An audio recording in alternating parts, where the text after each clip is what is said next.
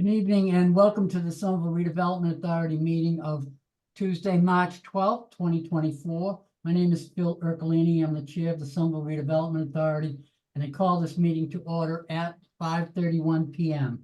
Pursuant to Chapter 2 of the Acts of 2023, this public meeting of the SRA is being conducted via remote participation. This session will be recorded and will be a public record. I'll now ask the board members to confirm they are in attendance. And in alphabetical order, Awana Bonnie is not here at the moment. Ben Ewan Campen is Here. here. William Gage, Present. Patrick McCormick Here. here. Christine Stone Here. here, and myself, Phil Ercolini. And we do have a quorum. So I'll now ask the city staff to present a few house rules about using the technology. Ben? Yep, thank you. Through you, Mr. Chair. So hi everyone, my name is Ben Demers, and I am an economic development planner with the city, and I serve as staff to the Somerville Redevelopment Authority, or the SRA. When an agenda item is being presented this evening, any presentation materials that staff have received ahead of time will be displayed on the screen. If city staff or other participants wish to direct the board's attention to a specific page, they should verbally note what page staff should show on the screen and should then verbally explain to the board what is being shown. Please also note that this meeting is being conducted remotely using Zoom webinar. In order to comply with open meeting law under state guidance, which does not allow for side conversation, the chat function amongst attendees has been disabled. If you as an attendee have a question or would like to make a comment on the matters discussed tonight, please use the raise hand function to indicate that you would like to speak. I will unmute participants one by one, and I will give you 2 minutes to speak. When it is your turn, please clearly state your name and address before saying anything else. After 2 minutes, your microphone will be muted. Please remember that any questions asked by attendees this evening will be a part of the open record. And I'll pass things now to the SRA Special Counsel, Catherine Lester-Salkert. Thanks, Ben. Good evening, everyone. My name is Catherine Lester-Salkert, and I'm Special Counsel to the SRA. I want to remind all board members that all votes must be roll call votes with a motion and a second. The chair will call on each board member for a yes/no vote in alphabetical order. Thank you. Thank you, Catherine and Ben. Okay, because again, we have a very ambitious agenda this evening. I want to move fairly quickly. So the first item on the agenda is item number 1, is approval of the February 21st, 2024 general meeting minutes. Did all members have an opportunity to review, and any comments or questions? Yes, Who said yes? I did. Okay, Yeah. all right, Bill, go ahead. Bill Gage. Oh, I don't have a comment. I just wanted to say yes. Oh, okay. All right, so we have no, thank you. So is that, you making a motion to approve the minutes as presented? Bill, you making a motion to approve the minutes as Yes. presented? Is there a second on that? Patrick McCormick seconds. We'll do a roll call vote. Awana Bonnie is not here at the moment. Sorry. Just threw away my little cheat sheet here. Ben Ewan Campen, Yes. William Gage, Yes. Patrick McCormick, Yes. Christine Stone, Yes. and myself, Phil Ercolini, have voted to approve the minutes as presented. The next item on the agenda is a public comment period. I'm sorry, Ben, are there any members of the public who'd like to address the SRA at this point? Through you, Mr. Chair, we have one public attendee this evening. Their hand is not currently up, but if we want to give them a few minutes.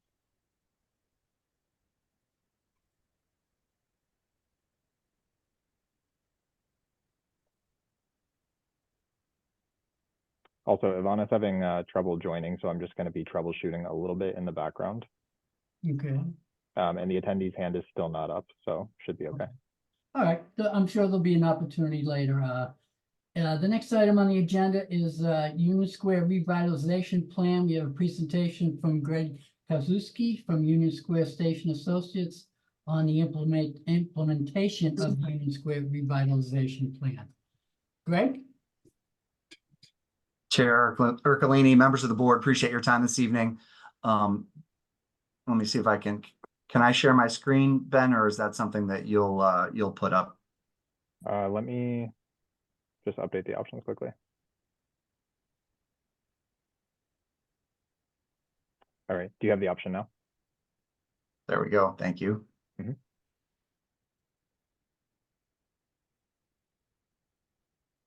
Can you see the screen? Yes. Terrific. Well, thank you for your time this evening. Greg Karczewski with US2. Our offices are located at 31 Union Square. Appreciate the opportunity to update this board on the progress we're making on the Union Square revitalization. Gonna clip through an agenda that includes, bear with me for a second here. There we go. Kind of an overview of where we are in the master project, a little deeper dive into prospect 10 to 50 prospect, formerly known as D2. Talk about some of the progress we've made on community benefits since we were last together in the fall of last year, and then certainly, open any questions about the project. So in terms of a master project update, here's an overview of the massing that was approved as part of the CDSP. Overall, the project is 15 acres and 2.4 million square feet, 60% commercial, which are the blue buildings, and 40% residential, which are the orange buildings, around 1,000 residential units, and then 11 public spaces and 3.6 acres of civic space and public realm. This is the same plan in a site plan view. So, looking from above down on the square, this is the Green Line Station. Here's the D2 project that is currently being completed. In terms of areas of focus for us right now, you can see the D2 project, we're in, completion and occupancy. That represents about 25% of the master plan. Across the tracks at 50 Webster, where Beacon Sales formerly resided, is D3.1. That is a 280,000 square foot life sciences building. We acquired the site several years ago. We've completed the design and site plan review process through the planning board, and we're currently in for building permit and working through some MBTA coordination given our proximity to the tracks. So continuing to work towards a construction start on that site. And then the other project that is front and center is the D4.3 affordable housing project, which is number 3 here on the screen. Really happy to report that after working closely with the neighborhood council, we reached an amendment to the CBA that has, that is kind of a restructuring of the way that affordable housing project will work, and allow it to move forward. You might recollect that there were some challenges with the underlying zoning that precluded the original idea in the CBA from moving forward. So that's become a point of focus for us now. And then we're also always continuing to look at future sites, whether it's the D3 site across the tracks, D4.1, D6, or D1.1 are all sites that were, in some form of pre-development and thinking about acquisition. So that's a big picture update on the master plan, and now pleased to kind of walk through the progress we've made on the D2 project. It's made up of a life sciences building at 10 Prospect Street, 7 stories, around 200,000 square feet, and then a 450 unit mixed use apartment building right next to the new Green Line Station. And the project was always intended and was part of the first phase, very intentionally, because it offered a really strong connection, or the opportunity to create a really strong connection between the new Green Line Station and Union Square Plaza and all the activities and things that happen for the community in the plaza. D2 brings Summer Vision to life. It, fortunately, the way the project has been designed through the community process, it really includes all these main elements of Summer Vision, whether it's new infrastructure for mobility, new housing, including affordable housing, permanent jobs, open space, and then the fiscal benefits that have been a key part of the plan. Just going to walk through quickly the 3 main components, actually 4 main components of the D2 project. The first being the lot where the lab building is. So that's now called 10 Prospect Street. It's 180,000 feet. We received a certificate of occupancy in the late summer of last year. Leasing activity is ongoing. I think you're probably all aware that the lab market is a difficult market right now. So we're very focused on continuing to kind of engage tenants throughout the life sciences community to bring them to Union Square. We've also been working closely with city and SRA staff on completing the closeout process. So there were around 60 conditions as part of our overall approvals to get to a final C of O on each of the buildings that are part of the D2 project. We're down to just a couple for each project. So we're working on closing those out with staff so we can complete that process, which then I think would pave the way for us to talk about a certificate of completion, which is the SRA part of the process. And then the other piece, we're working on building out 2 floors into lab-ready spaces, which I'll show you some photos of in a second. Just quickly going through some photos. This is the front door of 10 Prospect Street and the new streetscape. You might have remembered that sidewalk used to be really narrow, now very wide, great view of the green line in the background there, new landscape, really a brand new environment. And then this is along Bennett Court, which is the southern end of 10 Prospect Street.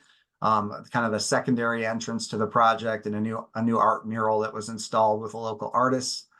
And then this is a photo of the lobby. I think when we were last together, I only had a rendering. Now I have a photo, which is great news. So you can get a sense of how the lobby looks in the building. And then here's the lab mechanical floor, in ship shape, in terms of the way it's presenting itself, but it gives you a sense of the amount of equipment that's required in these buildings to support life sciences uses. And then, one of the broader goals of the project is to create an urban employment center in Union Square. And we collectively have been working around the idea of ensuring that there's spaces in the square for companies to start, grow, and stay, right? So a company can move through their growth as an organization and stay in the neighborhood. And so the first building we're focused on creating some key elements of that strategy. We have amenities on the ground floor, ultimately in terms of retail, which will be more food and beverage focused. We're building out an amenity, indoor-outdoor amenity on the top floor that has some convening space, indoors and outdoors for the tenants of the building. And then on floors 5 and 6, we're building out 2 floors of fully completed lab suites that range from 10,000 feet to 15,000 feet. So that tenants, early stage companies that are venture capital backed, can move right into their spaces once they get a capital event and get to work right away. So this was a proactive step that we've taken to improve those floors in the building so that tenants can move right in. And here's an image of what one of those spaces will look like. We expect those spaces to be finished in July of this year. I just walked through the spaces earlier today and they're looking great. The drywall's going up a lot, all the mechanicals are in. And then this is the office component of one of the floors. As part of our leasing strategy, we've actually moved our marketing center, which used to be at 31 Union Square, into 10 Prospect Street. Now I'll actually be moving our offices there at the end of this month, so that we can, host people right in the building, give them a sense of the experience in the building. And as part of that effort, we hosted an industry event for the life sciences industry over the course of 2 nights in November, where 120 lab brokers, operators, and consultants got to, experience the building, learn more about the project, learn more about Union Square in Somerville. It was a great event. We got a ton of great feedback. Okay, so now moving on to the next component of the project is 20 to 50 Prospect. So that's formerly D2, 2, and 3. It's the 450 unit apartment building. 20% of those units are permanently affordable. We've achieved temporary certificate of occupancy on all the floors but the top couple, and we're working on getting those top couple floors approved. And leasing activity has been ongoing since May, and we anticipate final completion coming up here in this month or next month. From a leasing standpoint, I'm really excited to report that we have 250 out of the 450 units are occupied today. So that's 55% of the overall project. Even more exciting is that the affordable occupancy is outpacing the market rate occupancy. So of the 90 units that we have that are affordable units in the building, 81 of those units are occupied. So 90% of those units are occupied. And that's not, I don't think, been the norm in Somerville for new projects. So we're very proud of that. And a lot of that success goes back to the housing department and the work that we've been doing together in the building department to make that all happen. We also worked with Susan Versler, who's a local artist and curator, to identify Somerville and area artists to highlight some of their work in the common spaces of the building. We also, they're not pictured here, but we added, after these photos were taken, placards that describe the piece, and also gave a QR code link to the artists, so that if anybody saw the pieces and was interested, could engage with the individual artist. And then we also have some exciting news on the ground floor retail front. Life Alive Cafe, which is a Massachusetts born. It started in Lowell. You may be familiar with either their Central Square location or their Davis Square location, which opened more recently. It's a 3-period-a-day healthy foods cafe. Great group of operators, share a lot of the same values that the folks in the Union Square neighborhood do around the way they run their business, the way they think about sustainability, with the way they treat their employees. And they'll be running 3 meals a day and be right on Union Square Station Plaza, right at the corner of Bennett Court and Prospect Street. So they're under construction. We're expecting kind of end of the spring, early summer, they'll be open. So those are the 2 buildings. And now I'm just going to talk about the spaces around the buildings. First, the civic space, which is Station Plaza, formerly called Union Square Station Plaza now. It was approved at 16,000 feet. We ended up delivering something that was closer to almost 19,000 feet. So a significant increase from the master plan. The space was designed by Ground Inc., which is a Union Square female-owned business, which is terrific to keep it local. It was substantially completed in October.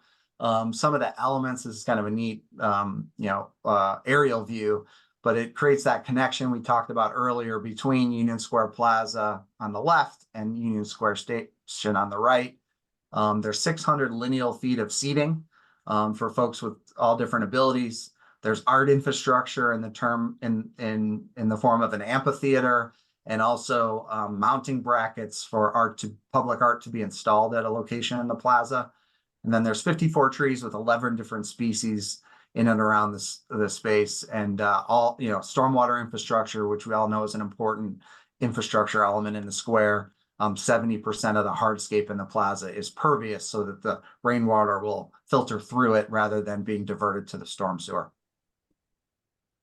Here's an image of the plaza, looking, the viewer's back is to the station, looking north at 10 Prospect Corner here, and the old post office in the background, and give you a sense of the environment from the fall. We're really excited to see it come into bloom this spring. And then we worked with the city to host a ribbon cutting in November, which was terrific. We had folks from all over the community come out, got a lot of great media coverage as well. And then the last piece here is really the thoroughfares and the infrastructure. And, there's 3 thoroughfares: Milk Alley, Bennett Court, and Charlestown Place. Those areas are all complete. In the fall, we were still finishing some punch lists, but those are all complete now. And then all the work that we were doing for the MBTA to support the MBTA station is also completed.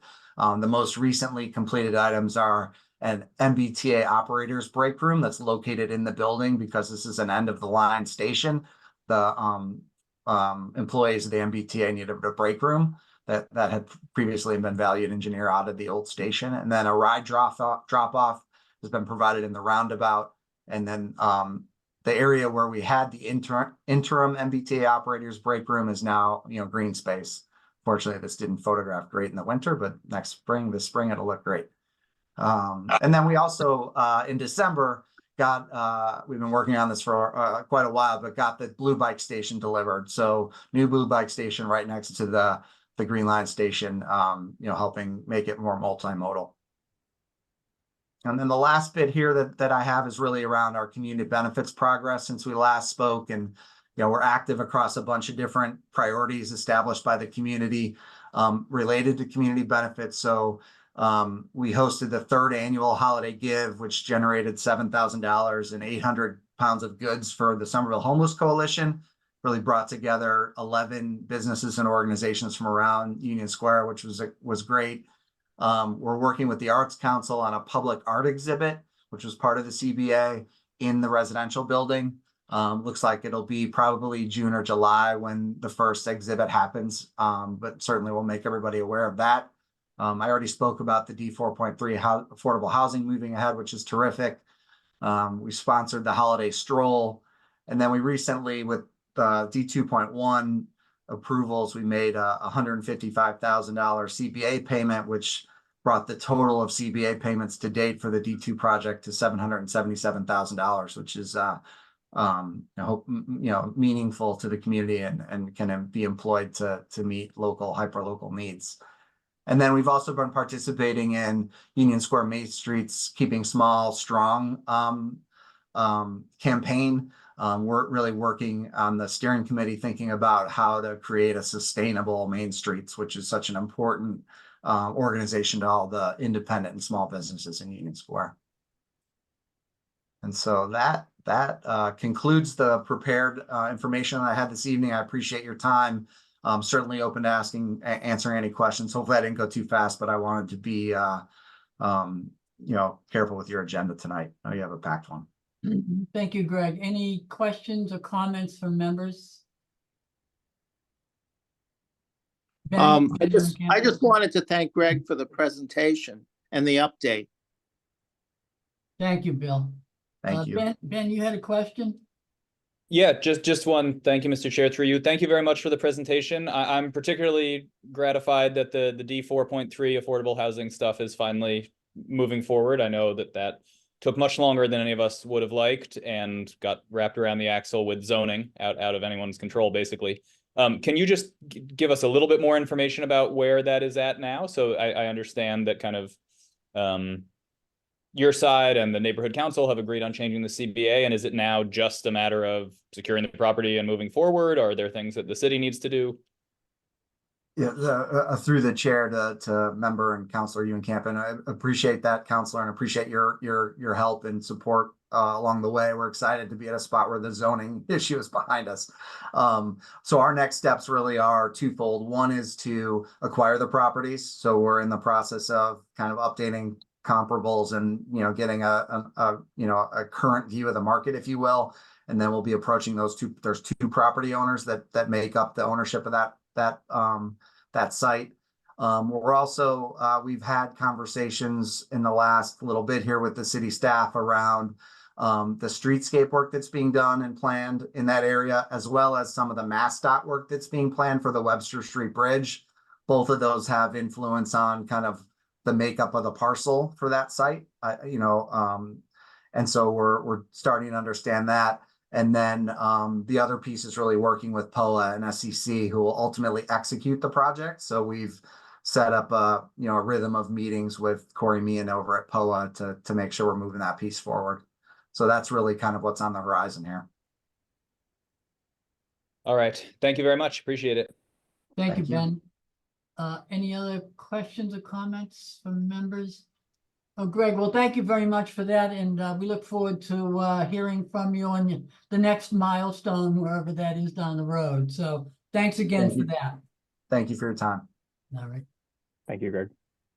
Thank you. Okay, so the next item on the agenda is item number 4, which is the Eversource easement request for parcel 96-A-43. Is there someone going to be doing a presentation on that tonight, Ben, or are you Yeah. staff? Go ahead. So through you, Mr. Chair, let me just get a presentation up. I'm going to give some quick context to this, and then I am going to pass it over to Keenan from Eversource, who is here with us this evening. Give me 1 second.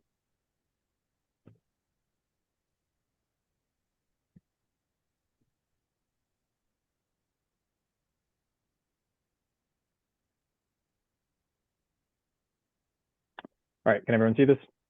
Yes. Perfect.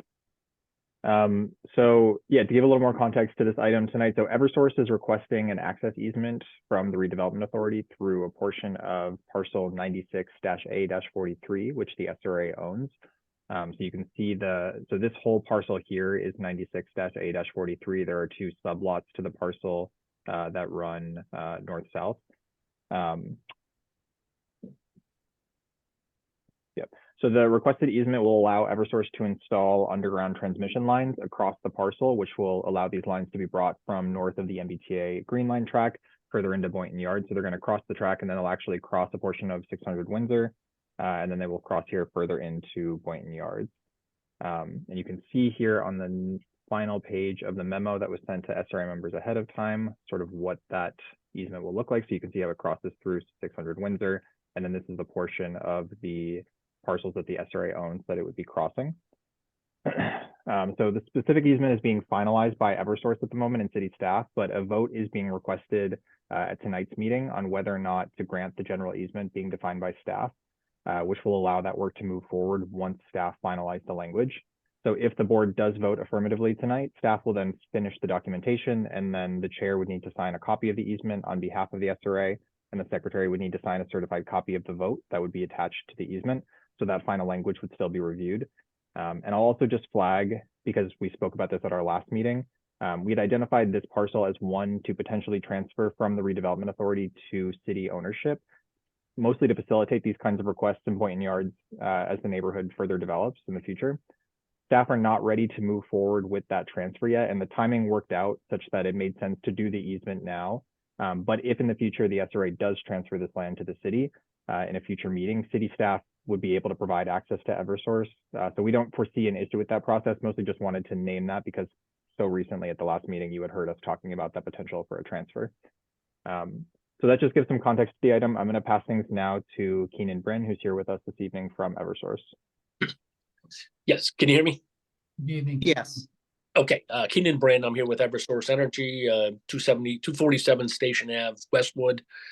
Just as a little bit of background, as you probably are aware, Eversource is trying to construct a transmission line that would go from the substation at Prospect Street over to Kendall Square in Cambridge. The route from the substation entails going across US 2 property and then Charlestown Street, crossing under the tracks, and then we come across this other US 2 parcel. And we would follow that easement at this point across the US 2 parcel. There is this one 188 square foot area that the SRA owns right at the intersection. If you can see it right there where Ben's showing the cursor. Those two, one's very small parcel and one slightly larger one, would be two we're seeking permission from today. If this was granted, then we would continue across and go down Windsor Street and continue on our way to the Kendall Square station. Not sure what else I can give you in terms of background, but I thought Ben did a pretty good job of summarizing what the need was. So looking for today, we're looking for permission to go ahead with an easement at that SRA parcel there right at the intersection of Windsor Street and Windsor Place. Thank you, Mr. Brent. Is course. any questions or comments from members? Bill? Yes. Yep, go ahead, Bill. Thank you. Thank you. First of all, I'd like to know, is the city being reimbursed for the easement? The Somerville Redevelopment Authority, we have not discussed any particular monies at this point. Okay, because the reason I'm asking is, the reason for this is because you're upgrading the substation on Prospect Street. Yes. Okay, I went to the meeting and that was probably about 3 years ago. And, Right. and what the problem that I'm having with this whole project is that it's not necessarily on this particular issue, the easement, but what I'm concerned about is I'm still concerned about the substation because they're not enclosing it in a building and because of the effects of electromagnetic fields. When US 2 is building a new building across the street, there's another apartment building being built by Justice Start, which is within almost 100 feet of the substation. And I am very concerned, and I don't think anyone else seems to be, as far as the city's concerned. I would think the health department here would be concerned because of the fact that there's going to be, Eversource is proposing to build a wall along Prospect Street. But this is a 25-story building that US2 has across the street. So the wall is not going to really serve any purpose except to shield the substation from the street level. But again, my concern is the electromagnetic fields that are going to be generated by the upgrade of this substation. And the fact that if this was in Cambridge, Eversource is spending about $400 million to put the substation in Kendall Square underground. I'm not looking to have the station put underground, but I'm still concerned that nobody's done a health study of what the impact is for these new buildings that are going up around the substation. And I'd just like to get a comment from somebody. That's way outside my area of expertise. My goal tonight was to try to come here and secure this easement at the corner of Windsor Place and Windsor Street.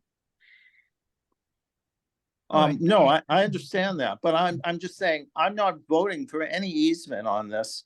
I'm voting no because of the substation. Thank you, Bill. Christine, did you have your hand up? I did. Thank you, Mr. Chair, through you.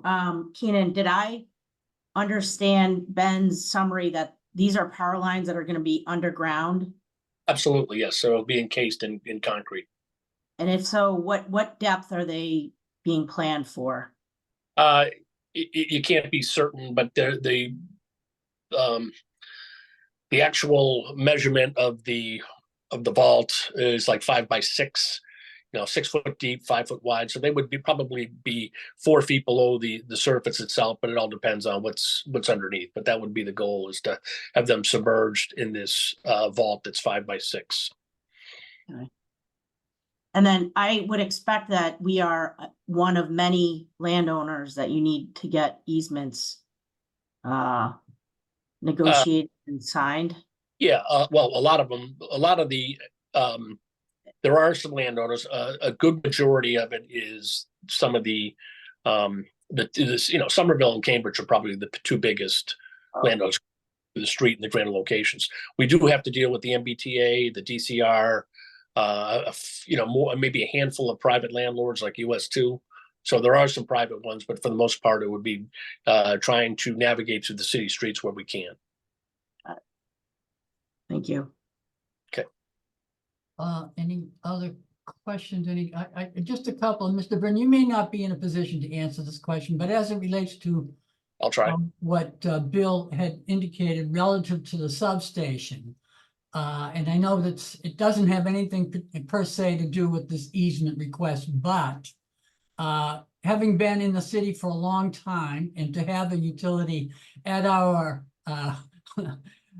before us, it's interesting to know how, in terms of the wall that they're proposing to build to shield the view of the substation. What is the science there? Is that just pure? Ben, did you want to answer that question?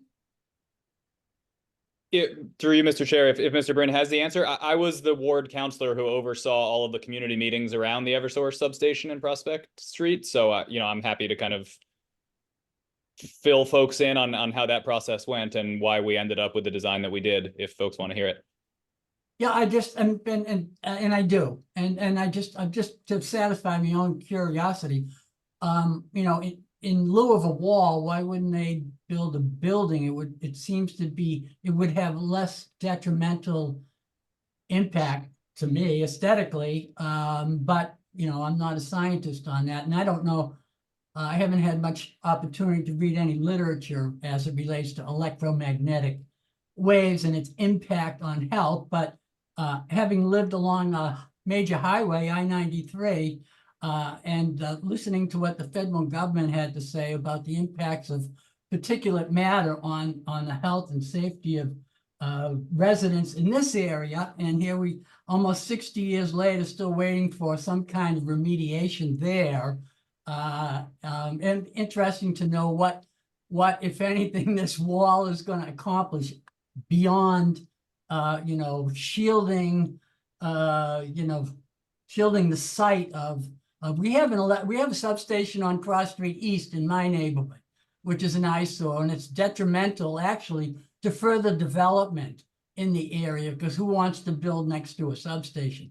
But nonetheless, if there was a building there, and I don't know if that's easily accomplished or how much funding would be necessary to do that, but I'm curious to know, is that a possibility? And Ben, you attended some meetings, so you might Yeah, have some answers. I was not involved with that, but if Ben has some background on it, Yeah. be happy to hear. Yes. Certainly, I'll try to make this brief. So Eversource required a number of special permits from the city, which required them to undertake some public meetings.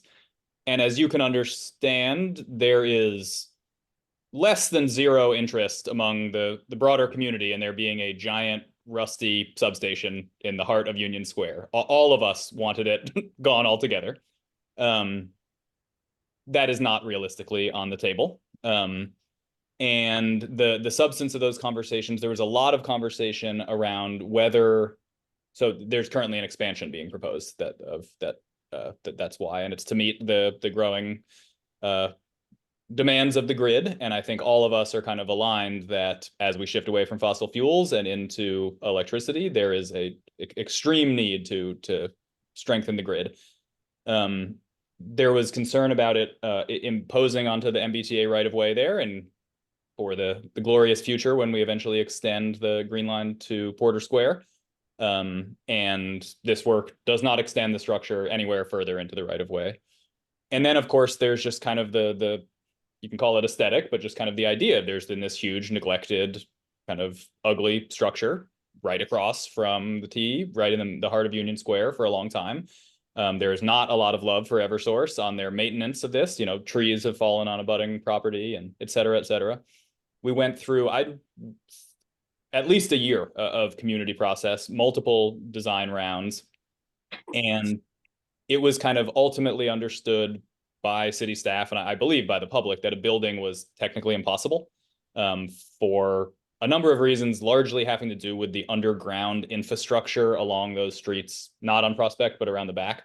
There's just too much underground to put in the foundation that was necessary. There was one iteration that would have had kind of like a Hollywood style fake building along Prospect and then open on the back. That was deemed completely unacceptable to all of us. And basically the design that ultimately succeeded, I think largely with like support from city staff and kind of grudging acceptance from the neighborhood, was to basically not try to hide the fact that it's an electrical substation with a fake building, which is impossible anyway, but to put up sort of aesthetically pleasing, to the extent possible, fencing and lighting. And part of the front of it along Prospect Hill, I don't think it doesn't try to fool people into it being a building, but it is a wall that can have art, and there's a community process around that. I'll just say for my part, my day job as a scientist has nothing to do with electromagnetic rays, and I'm not a scientist in this capacity, but I am not aware of any, mainstream scientific concern about living near a substation like this. That's not a concern that I personally share. I think the highway is like a much, much more dangerous situation. So that's me. As for this easement, I'm supportive of it. Thank you for that, Ben. Any other questions or comments from members? Okay, well, I'll entertain a motion to approve at this point. Is there a motion on the table? Anyone making a motion? Ben Ewan-Campen makes a motion to approve. Is there a second? Second. Awana Boni seconds. We'll do a roll call vote for approval. Awana Boni, Yes. Ben Ewan-Campen, Yes. William Gage, No. Patrick McCormick, Yes. Christine Stone. Yes. Okay, and Phil Ercolini have voted yes. So that has been approved. Excellent. All right. Anything else from me? I think you're all set, Mr. Brand. All right. Thank you very much for coming this evening. All right. Take care. Thank you. Okay, the next item on the agenda is item number 5, which is the 90 Washington Street demonstration project plan. There's a request to go into executive session to discuss the status of the litigation. So we will do that with the roll call vote. I do want to advise the public that we will reconvene after the meeting, after the executive session in open session to discuss the rest of the items on the agenda. So is there a motion to go into executive session? Patrick McCormick makes the motion to go into executive session, a second by Christine, roll call vote, Awana Bonney, Yes. anyone Campen, Yes. William Gage, Yes. Patrick McCormick, Yes. Christine Stone, Yes. and myself, Phil Ercolini, have voted to go into executive session. Okay, kids, we'll see you in a bit, hopefully.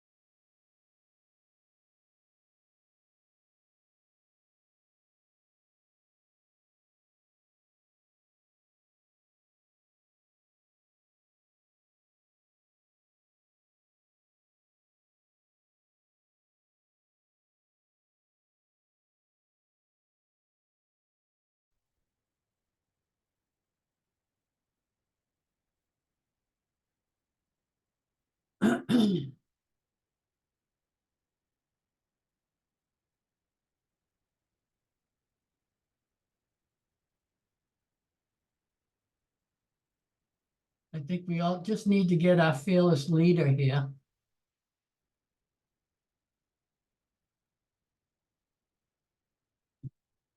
Bill, you want to give Ben some help?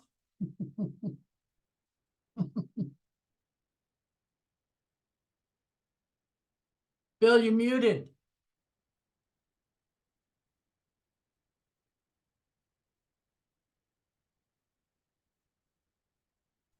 Ben might have to unmute Bill. Ben, you're muted as well. Ben Demers. Okay, I think Bill, everyone is, Awana is muted. Patrick, you're muted. I think the default is Yeah, I mute. think, Okay, That's what happens. So when you come in, you're muted. It's such fun Yeah. figuring this all out. all right, I think we're all set. So let's move on to the next item on the agenda is item number 6 is Winter Hill Urban Renewal Plan. We have an update on 299 Broadway and their project proposal.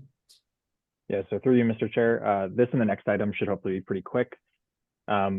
So for anyone tuning in who does not have this context, just want to give a bit of background. So one of the active urban renewal plans in the city that the SRA manages is the Winter Hill Urban Renewal Plan, which encapsulates an area in Winter Hill along Broadway, primarily around the old vacant Star Market at 299 Broadway.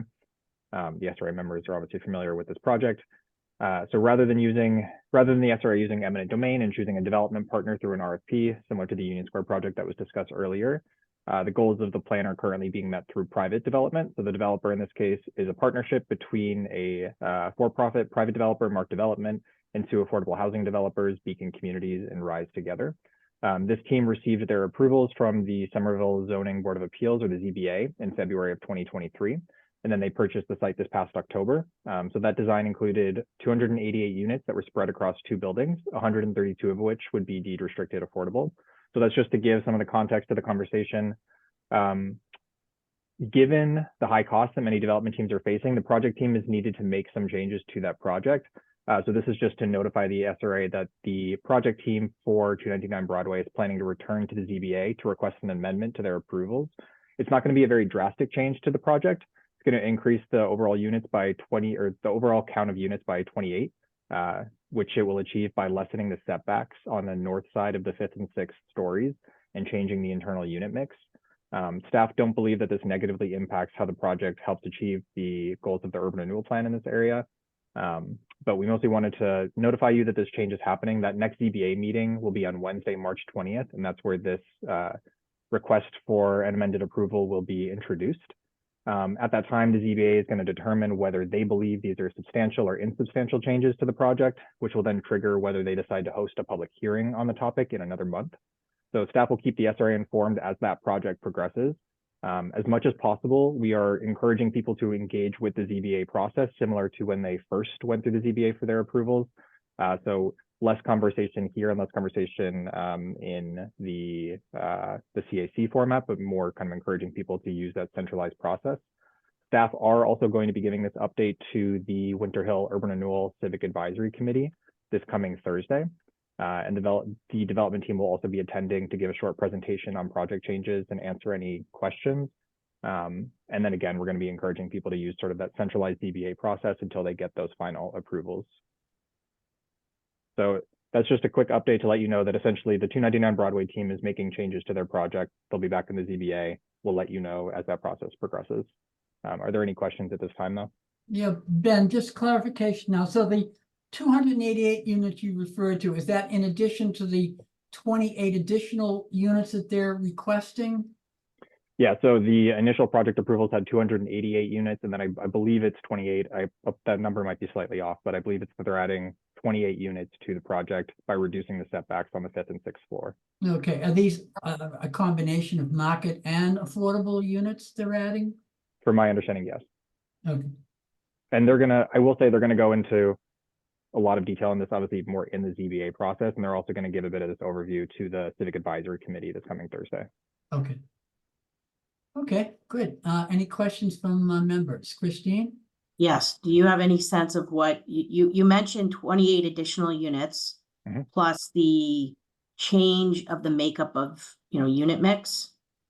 they're changing the unit mix. Do you have a sense of what that change looks like? I don't have like an accurate overview at this moment. I can get that from the project team. They're gonna so that's the kind of detail that they will go into in that CAC and in the ZBA presentation, but I can, if any SRA members have specific details that they're curious about, I can also look to the material that's being summarized currently in a staff memo that's now going to be presented to the ZBA. Yeah, well, I mean, the reason I'm asking that is because the constant challenge with multifamily projects is providing family-sized units, because they are the most expensive Right. to build, and they don't get the same rent per square foot that the studios get. So I wonder what that change looks like, and if it is in favor of more smaller units that would not accommodate a family. And that's really the essence of my question. Yeah, I can look into that. I feel pretty confident that that will also come up in the ZBA space, but let me get that detail and get it to you. Okay. And just to also point out, the north side of the project, I believe, is against the neighborhood. Mhm.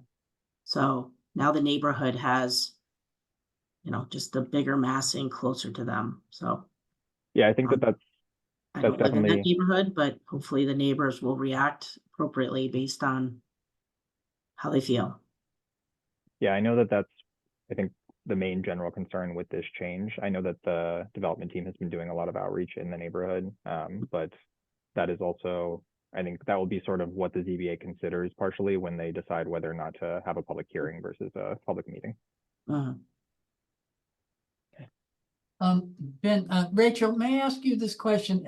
Is there state affordable housing funds in this project? And do they have to go back to the state now for the additional 28 units? And does this, go ahead, create any issues? They will be going back, but I don't think it will be creating any issues. I think part of what is being explored is, are there new sources of funds or additional sources of funds that might support this relative to that increase in unit count? Okay, because if there weren't any additional state funding or federal tax credit funding, they'd have to go back to the city and maybe the trust fund to fund the affordable units, correct? Yeah, this is a complex, the capital stack on this project is very complex. With it, we're at a 50% affordable project, right? So it is it's more layers than your typical 20% project. Yeah, no, I know, having been from that realm, I know that the state limits the amount of profit that they can derive from these projects, particularly as it relates to affordability. So I'm curious as to how that's gonna play out. I haven't been there in 15 years, but I'm sure things haven't changed that much. At any Right. rate, any question, I'm sorry, any comments or further questions on this matter? I was just going to add that the number of units that they are adding, from my understanding, is to stay within the bounds of the approvals that they have already received. So At the state. at the state. Okay, Bounds in terms of financial bounds, or I think it's like they can't increase it by a certain percentage of units. they can increase the market rate units by a certain percentage. Is that what you're saying? I don't understand it enough to speak to both, like, to the difference between market rate and affordable units in this case. Just from my Yeah. understanding, they just can't increase the overall number of units by a certain percentage. Yeah, the state wouldn't have any problem in them increasing the affordable units. I'm sure they wouldn't, but nonetheless. All right, any further questions or comments? yeah, I would just say that depending on how they're creating these 28 units, these 28 units marginally cost less than the first 28 units if they've already, you know, built the floor, built the roof, built the elevator, right? So they may be able to achieve, you know, project costs at the same number or just slightly more, and yet generate, you know, additional revenues from 28 additional units. So that would, my bet is that that's what they're doing. That's what, you know, that's what's getting them over the hurdle here. But It is tricky. It is tricky. Any other questions or comments from members? Okay, seeing none, then the next item on the agenda is an announcement of upcoming Gilman Square City Redevelopment Parcel Civic Advisory Committee meeting on Thursday, March 28th. That's a mouthful, Ben. We love a long CAC name. So thank you, Mr. Chair. Through you, this is me again.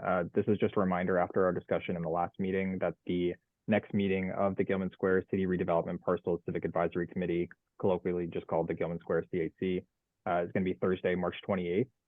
So at our last meeting, SRA members had asked for this information in case they would like to attend to express to CAC members and the public that urban renewal is a last resort tool if private development cannot facilitate the desired improvements in Gilman Square.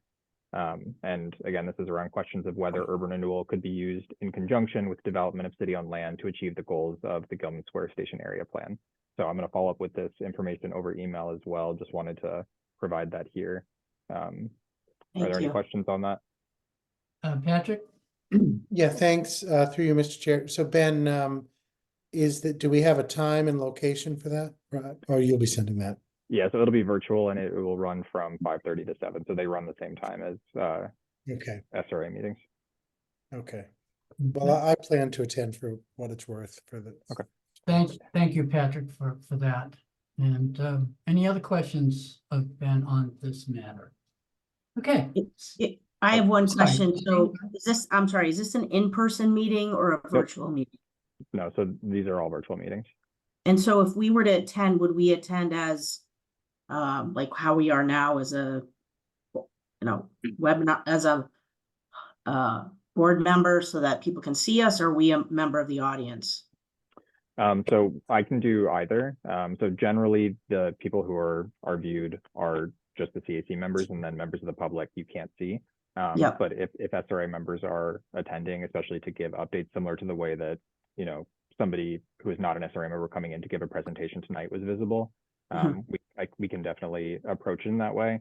I think we can either talk more now or connect more offline about sort of how you would want to present that message, whether it's as a comment during public comment or whether we make it an agenda item and have sort of discussion around that. Okay. And Patrick, just 1 second, I want just clarification to Catherine. As it relates to that and attending these meetings and as members, is there any ex parte issues relative to that? Because I mean, Well, that's a obviously, good question. That's a very good comments. question. Yeah. I don't think so.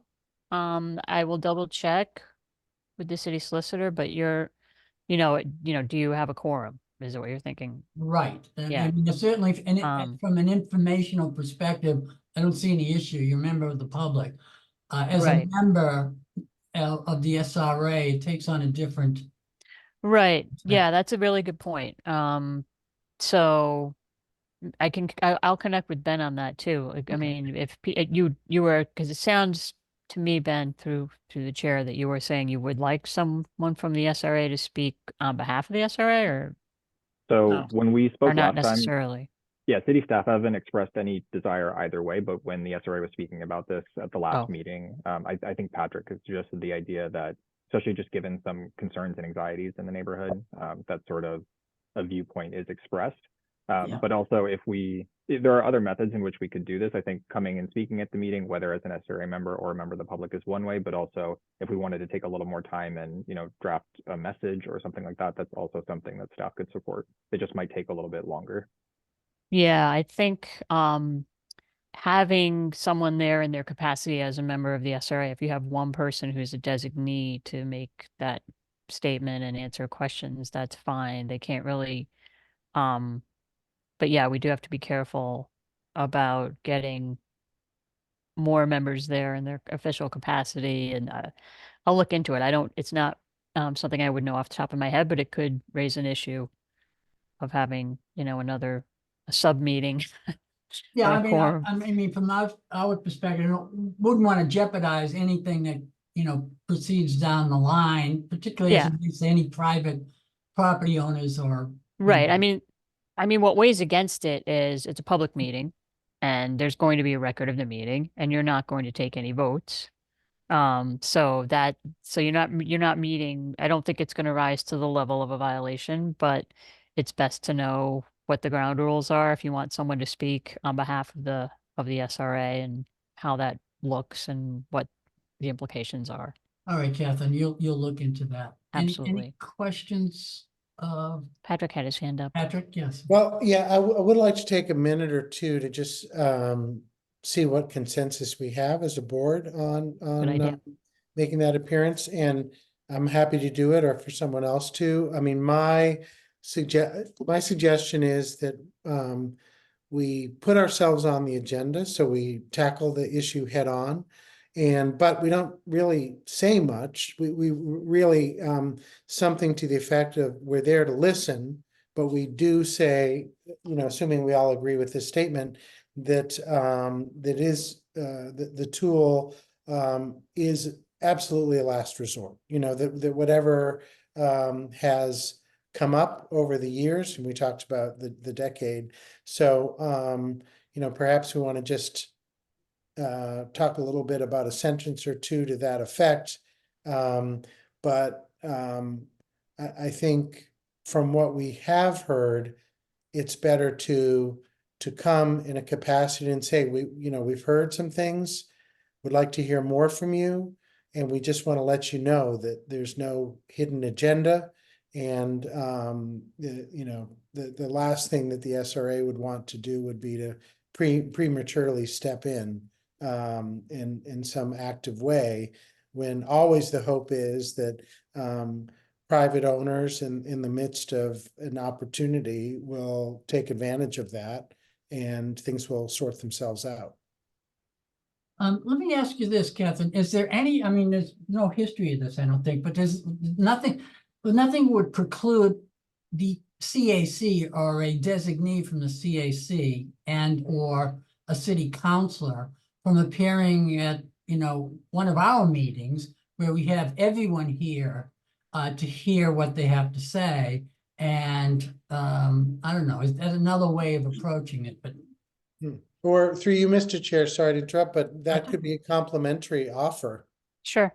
Yep. Ben? Yeah, so through you, Mr. Chair, the way that, from my understanding, that this communication is generally handled is that the CAC, rather than sending a representative, I mean, similar to the conversation we're having here, it's the desire to achieve consensus. And so having the CAC instead sort of draft a letter is, from my understanding, what has happened in the past, sort of giving an overview of the questions that they've been considering and how they feel about something currently.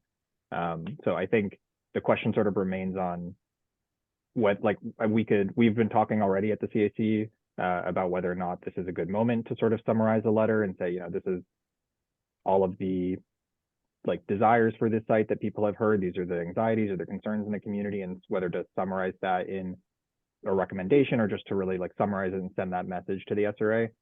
So I think the question sort of remains on the best way to have discourse between these two bodies outside of written discourse, which is the main way that this has been accomplished in the past. Yeah. Right. Okay. All right, Ben, you and Campbell? Just to weigh in, I think, the way that Patrick just summarized it, I think that's a completely appropriate kind of sentiment to share and to kind of demystify any questions, concerns people might have about who's on the SRA. I would just, if someone does go there, it's very important that we don't try to kind of over imply a consensus on the SRA on any item that we haven't actually discussed, right? But just on the basic premise of, we are here to listen. We're following what you're doing. We're responsive to the community. I'm completely on board with that, and I think it would go a long way. I think people think of the SRA still from the dark ages, right, as this mysterious body that meets when no one knows and makes decisions when the mayor snaps and that kind of thing. And it's helpful to, remind the public that that's not what the SRA is like. Okay. Yep. Any other comments? Bill, you're laughing? Yes, You're enjoying this, are you? I love the dark side of the SRA. Okay, all right. If there's no other questions, let's go on to the next item. Sorry. Sorry, Ben. So I just want to, just sort of where we have settled, I just want to re-articulate that. So it sounds like there are some questions about the best way for the SRA to represent itself that Kathy is going to look a bit into, and then we can communicate over email, or we can wait to come back to this group in a month and talk then about what the best way to move forward is. I just want to make sure there's consensus on if somebody is going to be attending, or if somebody would like to attend this next TAC meeting. Yeah, I think there's consensus that, Patrick or someone or Christine or both will be attending, and as it's been outlined by all, I think is fine. I'm just Right. concerned from a legal perspective, does that, create any issues for us downstream? And it would be nice to have that articulated. Right, and I thank you, Mr. Chair. I think that there's just a couple people going and they're, attending they are members of the SRA and making that known so you can put a public face on it. And just as the two members were saying, this is just, we're not talking about anything that hasn't been decided. We're just sort of expressing that we're here to listen, and it's not, we don't consider it, we're not here to, step in when we don't have to. And that I don't think either that's not going to pose a problem in and of itself. But I will also look into what are the rules in general. Let's say you all wanted to go, what would that look like? But I think you're on good legal ground with what we've talked about so far. Okay, very good. Ben Demers, you're okay? Yeah, that sounds great. So I'll follow up over email and then, All right. yeah. Great. All right, thank you. So the next item on the agenda is the 2023 annual report review. Yep, And through you, has Mr. Chair. all This is- members had an opportunity to review the documentation that Ben sent out. Any comments on that? I was very pleased. Christine, go ahead. Or, I'm sorry, Ben. Sorry, I'm someone sorry. to do speak. you mind it? I was going to ask, would SRA members mind if I just give a quick overview of what the report covers for anyone who's tuning in? Sure. Or who Yep. might be watching after the fact? Yep. Okay, awesome. So ahead of tonight's meeting, I shared with the board a copy of the SRA's annual report for 2023. Anyone who might be watching this after, you can find that attached to this meeting online. So this was drafted by staff. All redevelopment authorities in the state of Massachusetts are required to submit these reports annually to both the mayor's office of their city and to the state's executive office of housing and livable communities, which was formerly the Department of Housing and Community Development, or DHCD. These reports review projects and any relevant administrative or financial information related to the redevelopment authority. And the goal is to send these in January, so we're a bit late, but we're still aiming to get this in the first part of the year. So tonight I'm going to be asking the SRA to vote to approve this report so that I can send it to the state and to the mayor's office, but also similar to how we have done for past reports, I can also take any feedback and incorporate it into the current draft. Just want to first start off by discussing some of the sections included, which are similar to last year's report, but there are some differences. So I'm just going to quickly go to the table of contents. So the report begins with a simple overview, and I won't spend too much time actually on the pages since there's a lot of text. You'll notice that I've then added a section titled "What is urban renewal and how is it used in Somerville?" So the idea of this section is just to provide someone who has very little context about what urban renewal is with some of that context, and then to help them see how this tool can be applied within the city and sort of the oversight that exists to guide that. And this is pretty key context to understanding how the SRA works and the projects that the board takes on. The next section then reviews different project highlights similar to last year's report. I'll note that I've changed the labels.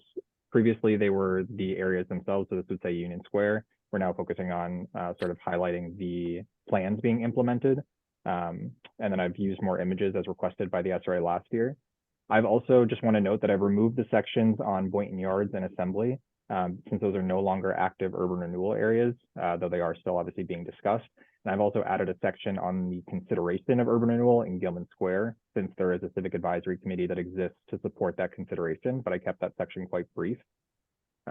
We then have a section on, sorry, just going through some of the images here. We then have that section on the SRA's land holdings, which is the same graphic as last year, but then I added an additional page to tell readers more about the organization that operates on SRA-owned land at 100 and 138 South Street, and that's Groundwork Somerville.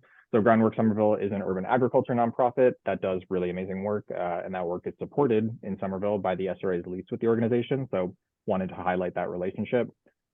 We then added sort of an administrative section on the code of conduct, and that section can be built out in future years as other administrative items are relevant to report on.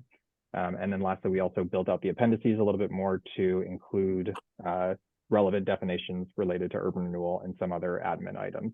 So really sort of a focus this year on making urban renewal a little more accessible to somebody who knows less about this process in Somerville. Thank you, Ben. And those added sections were very helpful, not only to me, but I can imagine to the general public, to understand what urban renewal is all about. Any questions or comments of Ben on the annual report? Bill? I'd just like to comment, the report is excellent. Thank you, Bill. Thank you. And it was your recommendation last year, if I recall, for the for the photographs. It makes a world of difference. It really, it shows the SRA and the city in a great light. And I appreciate your comments on that. Christine, did you have your hand up? Yes, Christine. I did, yes. I did have a couple of comments, potential edits, if you wouldn't mind, Ben. And I too think it's an excellent report. So this is like, getting it, dotting the I's, if you will, type of comments. But I do think it's important. So I have the document up in front of me on my screen, and it is on page 5. So what is urban renewal and how is it used in Somerville? That paragraph. As you defined urban renewal, and you state, or the report states, refers to a strategy for redeveloping and revitalizing substandard, decadent, and blighted open areas for residential, commercial, industrial, business, etc., or other uses. And I wonder if we could just revise where it says blighted open areas to something that says blighted open areas and or sites, because in Somerville, we don't have a lot of blighted open areas. What we have are blighted sites that contain improvements. So I wonder if we could just revise that a bit, because that's typically what this is an old building. It hasn't been used in 10 years. And it's the open area plus the building, or, the site. It's the site. So I think that just better defines what blight is here in Somerville. And then, because I'm a numbers person, I go to my second comment, which is on page maybe 15, and where you have a table of the SRA land holdings. And we talk about, one column is land value, one column is total property value. I think what you mean to say there is assessed land value and assessed property value as headers. That's because correct. Yeah. Because when I look at 90 Washington and I see total property value of 3.6 million, we know we paid more than that for the property. So I would merely just change that to clarify what value you're referencing in the table. Okay. Thank you, Christine. That was a good catch. Yeah, through you, Mr. Chair. Yeah, so for that second point, Christine, we have a note here, but I think it definitely could be clearer because people will probably just look at the table directly. And yes, the piece about 90 Washington Street, I think, stands out the most of any of these sites. Right, yeah. On the note about the blighted language, so I'm just going to move up here. So I can definitely add sort of bracket language. This is a quote from the language that the state uses to describe urban renewal. And I think what is confusing about the language is that you tend to see substandard and decadent as like singular words, but blighted applies specifically to open areas. And so it's like substandard and decadent sites and then blighted open areas. But I can definitely play with that sentence to make that clearer, because I think even with having the definitions, even the way that these words are used can sometimes feel a little strange. So I can clarify that. Okay, thank you. Thank you, Ben. Any further questions or comments on the report? Okay, so I'll request entertain a motion to approve the amended 2023 annual report. Is there a motion? Make the motion. Bill makes, Awana makes a motion to approve. Bill Gage seconds. We'll do a roll call vote. Awana Bonney, Yes. Ben Ewan Campen, Yes. William Gage, Yes. Patrick McCormick, Yes, Christine Stone, Yes, and myself, Phil Ercolini, have voted to approve the 2023 amended annual report. The next item on the agenda is an update regarding the recruitment for a vacant SRA position. Through you, Mr. Chair. Thank you, So yeah, Ben. so this is also me. So as I discussed with members at, I think it was the December or January meeting, staff are going to be recruiting for the vacant SRA position shortly.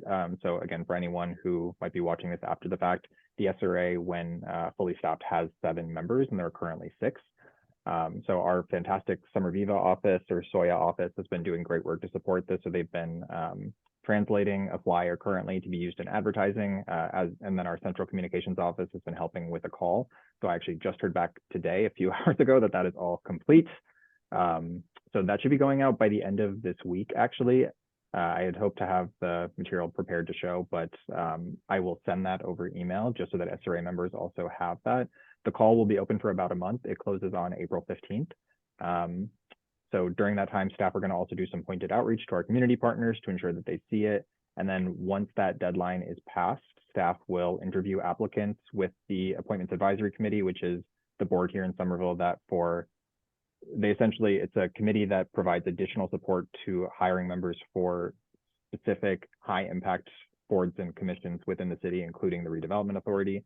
So we'll sort of go through that process with them.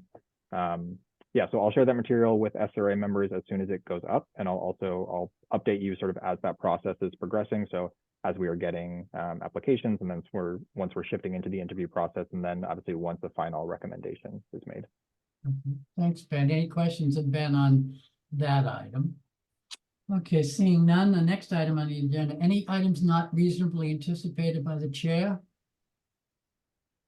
Ben is, Ben is saying no. Okay. Then the next item on the agenda is our next meeting is scheduled for Tuesday, April 9th, 2024. And Ben, before we go, I know we're taking this departure, but any members of the public who want, there was a lot on the agenda tonight. Any members of the public who want to comment at this time, I'll entertain it.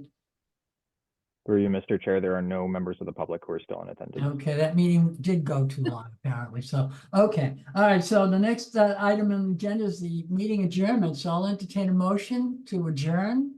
I'll make a motion. Bonnie makes a motion to adjourn. A second Go. by Patrick McCormick.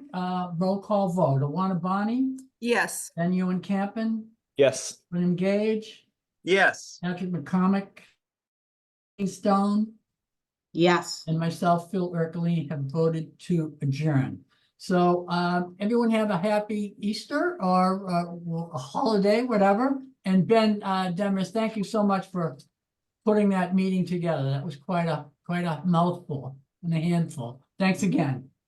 Thank you, everyone. Thank you. Thank Bye. you, everybody. Take care, Thanks. All everybody. right, good night. Bye.